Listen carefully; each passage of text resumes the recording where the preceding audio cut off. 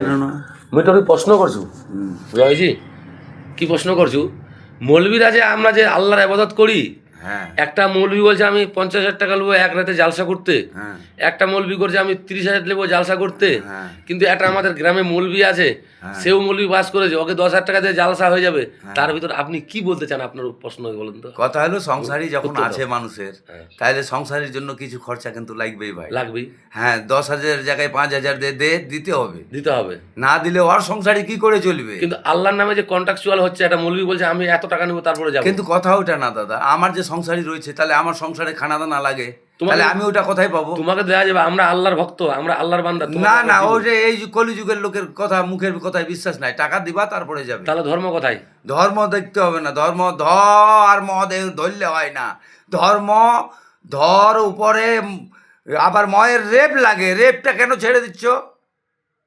ধর ময়ের উপর রেপ লাগবে তো রেপটা কেন ছেড়ে দিচ্ছ? তাহলে তো তোমার ধর্ম কিভাবে হলো? তাহলে পয়সাতেই ধর্ম পাওয়া যায় কি? পয়সা দিয়ে ধর্ম পাওয়া যায় না, তাহলে? ধর্ম গাছতলায় পাওয়া যায়, ওরকম জ্ঞানী লোকের সাথে চললে পাওয়া যায়। গাছতলায় পাওয়া অথচ যায়। জ্ঞানী লোকের সাথে তুমি চললে- আমার বন্ধু, তুমি আমি মুসলিম সম্প্রদায়ের লোক, তুমি একটা মুসলিমের একটা সম্প্রদায়ের কাজ করতে আসবে আর তুমি কন্ট্রাক্টে আসবা কি? মুসলিম হিন্দু আমি বুঝতে পারছি না ভাই কথাটা আমি আপনার। জালসাতে তোমাকে ডেকেছি একটা মূল আমার কথা হলো কীর্তনিয়া কীর্তন করতে গেলে পয়সা নাই কি না? নাই তো, এটা কি উচিত না? কিন্তু উচিত সংসারের জন্য উচিত, উচিত। কিন্তু আবার কন্ট্রাক্টটা করবো কেন? তুমি তো হ্যাঁ, না। তুমি তো ভগবানের উপাসনা করো, তুমি তো ভগবানের আরাধনা করো। যাই করি ওটা আমার পার্সোনাল ব্যাপার। কেন? কেন? আল্লাহকে ভালোবাসতে গেলে, আমি ভগবানকে আবাদত ভালোবাসতে যদি গেলে- আল্লাহর করি, আমি যদি আল্লাহর আবাদত করি তাহলে পাপ পুণ্যের কতখানি হইলো সেটা আমার। আচ্ছা তুমি কি জানো? আপনি তো অংশীদার আমার না না। ঠিক আছে, তুমি আল্লাহর সম্পর্কে কি জানো? আল্লাহর 99টা নাম আছে, তুমি তো দুইটাও জানো না। হ্যাঁ, আলিফ মানে আল্লাহ, বে মানে বিসমিল্লাহ, পয়লা কালমা পড়িয়ে মুসলমান ভাই, লা ইলাহা ইল্লাল্লাহু মুহাম্মাদুর রাসূলুল্লাহ কলমা? সাল্লাল্লাহু আলাইহি ওয়াসাল্লাম। দ্বিতীয় কলমা? আপনারা তো মানুষ, আমরাও মানুষ দাদা, কিন্তু আলিফের পর বে, তাহলে বে বললে কেন রেগে যাও আপনারা? এই কথাটা বলো যে এটা এত বে বললে কেন রেগে যান? আলেফ, আলিফের পর বে, আলেফ বে। হ্যাঁ, আর তারপরে তে। তাহলে ঠিক আছে, বিয়ের মানেটা কি? বের মানে আলিফের পরে বে মানে বিসমিল্লাহ, পয়লা কালমা পড়িয়ে মুসলমান ভাই, লা ইলাহা ইল্লাল্লাহু মুহাম্মাদুর রাসূলুল্লাহ সাল্লাল্লাহু আলাইহি ওয়াসাল্লাম। বুঝতে পারছো না আমি কি বলছি? কিন্তু কথাটা বুঝে, তুমি যে মুসলিম, তুমি আল্লাহর যে 99টা নাম তার ভিতরে তুমি দুটা বলতে পারবা কি ঠিক করে? হ্যাঁ, কেন পারবো না?